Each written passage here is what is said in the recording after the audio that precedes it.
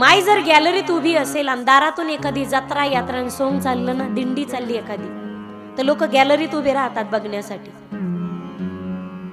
माय गॅलरीत उभी असेल आणि लेकरू जर आलं तर आई उचलून घेते कडेवर लेकराला. मी जे पाहते माझ्या लेकराने पाहावं, ही भावना जिची तिला आई म्हणतात. पण दारातून एखादी दिंडी चालली असेल, जत्रा यात्रा असेल, एखादं सोंग चाललं असेल आणि बाप जर गॅलरीत उभा असेल आणि लेकरू जर पळत आलं ना, ते टाचा उंच करतं, त्याला दिसतच नाही भिंती आड काय आहे. उचलून कडेवर घेते, तिला आई म्हणतात. पण लेकराला उचलतो आणि कडेवर नाही तर खांद्या उचलून घेतो. मी जे पाहतोय या पलीकडचं जग माझ्या पोटच्या गोळ्याने पाहावं, ही भावना ज्याची, जगाच्या पाठीवरती त्याला बाप नावाची विभूती म्हणतात. मी जे पाहतोय हे माझ्या पोटच्या गोळ्याने पाहावं. एखादं लेकरू आजारी पडलं ना, तर आई शेजार पाजारनी सगळा धरू धरू रडती. पहा ना, माझ्या लेकराला केवढा मोठा आजार झाला, गरिबी परिस्थिती, कुठून आणावेत आम्ही पैसे. आणि डॉक्टरनी सांगितलं ऑपरेशन होईल, पण लेकरू वाचेलच याची शाश्वती आम्ही देत नाहीत. काय करावं, कुणाला मागावेत, काय गहाण ठेवावं. आई रडते. गावातल्या सगळ्या देवांना नवस करते. पांडुरंगा, गणपती बाप्पाला पाण्यात ठेवते, रंगनाथाला पाण्यात ठेवते, नवस करते. पांडुरंगा, माझ्या लेकराला बळ लागू दे रे, घोड्यासारखं होऊ दे, तुला चांदीचा घोडा वाईल मी. ही नवस करणारी आई सगळ्यांच्या राक्षात राहते रे माझ्या दादांनो. पण लेकरू आजारी पडलं आणि बायको रडत असेल तर तिचं रडवणं थांबवता थांबवता रात्रीच्या 2 वाजता घराच्या बाहेर येतो कडी उघडून, ओट्याच्या खाली उतरतो, अंधारात जातो, खांद्यावरचा रुमाल डोळ्याला लावतो आणि ढोरासारखा हंबरडा पडून ढसा ढसा रडतो. पांडुरंगा, असा कोणता जमिनीचा तुकडा विकू रे मी पांडुरंगा, जेणेकरून मला माझ्या काळजाचा तुकडा वाचवता येईल. ही भावना जगात ज्याची आहे ना, त्याला बाप नावाचं व्यक्तिमत्व म्हणतात. हुरामंदी माया ज्याच्या काळ्या मेघवानी,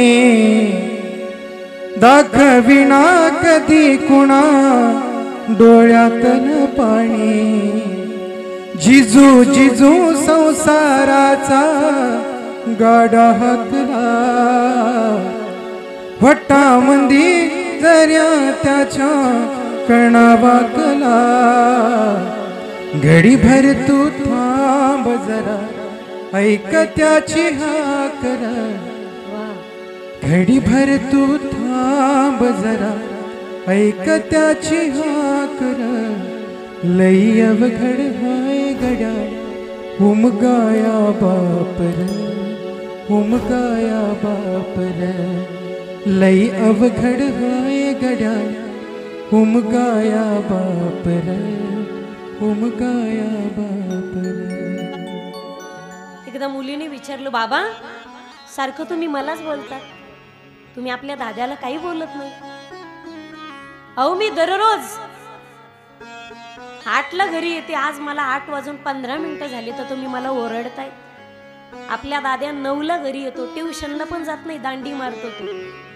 बाबा, अहो 10वीला मला 95% मार्क होते, ह्या ठोळव्याला 46% मार्क होते. तुम्ही त्याला जीव लावतात, त्याला कधीच बोलत नाही, त्याला अडवत नाही का? तो तुमचा कुलदीपक आहे म्हणे, तो तुम्हाला तुमची काशी करून आणणार आहे तुम्हाला. आणि मी परक्याचं धन आहे म्हणून सारखं तुम्ही मलाच अडवता, मलाच बोलता. बाबा, तुमचं माझ्यावर प्रेम नाही बरं, तुम्ही ढासपूस करतात मला, तुम्ही मला जीव नाहीत लावत. जेवढं दादेवर प्रेम आहे तुमचं, तेवढं माझ्यावर प्रेम नाही. पोरगी रडू लागली. आज 8:15 वाजले, बाप ओरडला, 15 मिनिटं उशीर झाले होते. बाबा, अहो लवकर रिक्षाच मिळाली नाही ना, रिक्षावाले काका लवकर आलेच नाही. उशीर आल्यामुळे, त्यांच्यामुळे उशीर झाला मला. हे विचारलं नाही बाबा तुम्ही, मला सरळ सरळ ओरडली तुम्ही. रडू लागली पोरगी. तरी बाप म्हणे, राजा असं काही नाही, मी तुझ्यावर कमी प्रेम करतो, त्याच्यावर जास्त प्रेम करतो. उलट तुझ्यावर जास्त प्रेम आहे म्हणून तुला ओरडलो. तुला का ओरडलो मी सांगू? उशीर झाला याचं वाईट नाही वाटलं मला, पण 15 मिनिटं तू उशिरा आलेली दिसलीस ना म्हणून जीवाची तगमग झाली. काय झालं बाळ? बाप लेकीची समजूत घालू लागला. म्हणे परवा काय झालं, मी रात्री उशिरा घरी आलो आणि उशिरा रात्री घरी आल्याच्या नंतर अंगणामध्ये नळावर मी हातपाय धुतले. हातातली घड्याळ काढली, हातातली सोन्याची अंगठी काढून ठेवली, घड्याळ घातली आणि तसंच घरात आलो. जेवण केलं, झोपलो. रात्री 1 वाजता जाग आली मला. घड्याळीकडे पाहिलं, रात्रीचा 1 वाजला होता. त्यावेळी लक्षात आलं हातात घड्याळ आहे पण बोटातली अंगठीच नाही. मग लक्षात आलं संध्याकाळी आपण हातपाय धुत असताना बाहेर अंगणातच कठड्यावर ठेवली. बाळ तेवढ्या रात्री उठलो ग. बेडरूम मधला लाईट टाकला, हॉल मधला लाईट टाकला, अंगणातली लाईट टाकली. अंगणात गेलो, अंगठी घेतली कठड्यावरची आणि बोटात घातली. घरात आलो, कडी लावणार. एवढ्यात तुझी आई म्हणे, अहो थांबा ना, मी दुपारी शिके काही फोडायला ओट्यावर वरवंटा घेतला होता आणि तो तसाच बाहेर राहिला. तुमची अंगठी आणली तसा माझा वरवंटा पण घेऊन या. त्यावेळी मी तुझ्या आईला सांगितलं अंगठीला भीती होती म्हणून आणली. रावतेना वरुटा कोण खातय का? वरुट्याला कोण खातं? बरोबर आहे ना. वरुटा वरवंटा कळतो का तुम्हाला? पाट्यावर मसाला वाटायला, लसूण ठेसायला, मिरच्या ठेसायला, भीतीवर खिळा ठोकायला. बरोबर आहे ना. दरवाजा मागं पुढे येत असेल तर सापटीत लावायला. वरुटा. राहू दे म्हणे, त्या वरुट्याला कोण खाते? त्याला कोण घेऊन जाणार आहे? तेवढ्या रात्री बाळ 1 वाजता मी अंगठी आणायला गेलो पण वरवंटा आत आणला नाही. कारण वरवंटा 2 दिवस जरी घराबाहेर राहिला तरी त्याला भीती नाही. पण तू नाजूक आहेस, तू अंगठी सारखी आहेस, तू माझा प्राण आहेस, तू माझा जीव आहेस. अंगठीला भीती. ऐकताय ना तुम्ही? अय पोरियो, ऐकताय तुम्ही? अंगठीला भीती, वरवंट्याला भीती नाही. अंगठी मौल्यवान आहे, अंगठी महागडी. तू तशीच अंगठी सारखी नाजूक आहेस, मौल्यवान आहेत. म्हणून बोललो तुला, बोललो नाही त्याला. म्हणून जपतो तुला, जपत नाही त्याला. अर्थ असा नाही की माझं तुझ्यावर प्रेम नाही. सगळ्यात अधिक प्रेम तुझ्यावर आहे म्हणून तर ओरडतो. जिथं प्रेम जास्त असतं तिथं माणसं जास्त ओरडतात. बरोबर आहे ना? बरोबर आहे का? घरात माणसं जास्त कुणाला ओरडतात? गोपाल कृष्ण भगवान की. एकदा काय झालं, नवऱ्याने सांगितलं बायकोला, मी चाललोय शेतात, पेरणीचे दिवस आहेत, माझा डबा घेऊन ये पाठीमागून. बरोबर आहे ना? डबा येतो ना तुम्हाला मागून? येतो कसा? येतो ना? हा. तो म्हणे पेरणीचे दिवस चालले, पाठीमागून डबा घेऊन येतो. ती म्हणे हरकत नाही. नवरा गेला पेरणीला ना अचानक सकाळी बायको तापीनं फनानली. ताप आला तिला प्रचंड. तशी झोपली. स्वयंपाक नाही ना काही नाही. 10 वाजले, 11 वाजले, 12 वाजले, 12:30 झाले. याच्या पोटात कावळे ओरडायला लागले.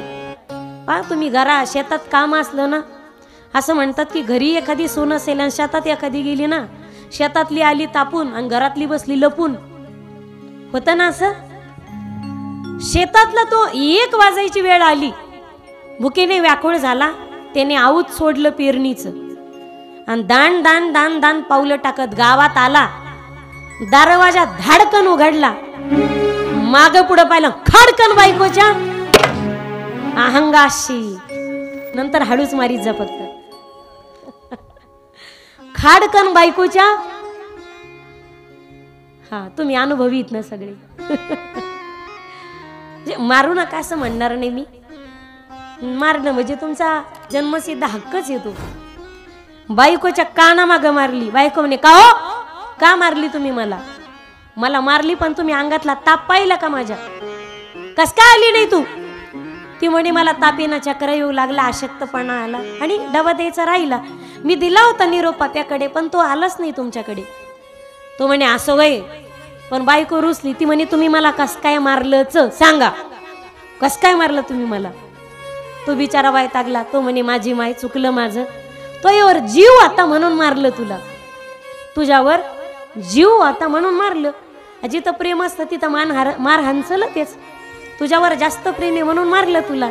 ती म्हणे असं वय माझ्यावर प्रेम आहे म्हणून हाणलं वय. तिनं बांगड्या मागं सारल्या, कमराला पदर खावला. तिची त्याला कळाल्यावर पान कशा खुदू खुदू हसत. हातात लाटणं घेतलं चपात्याचं धाड धाड धाड धाड धाड 10-5 बशिली, 3-4 फटके कोपऱ्यात कोचिलं. ती म्हणे तुम्हाला काय वाटलं पप्याचे पप्पा, माझा काय तुमच्या जीव नाही का? गोपाल कृष्ण भगवान की जय.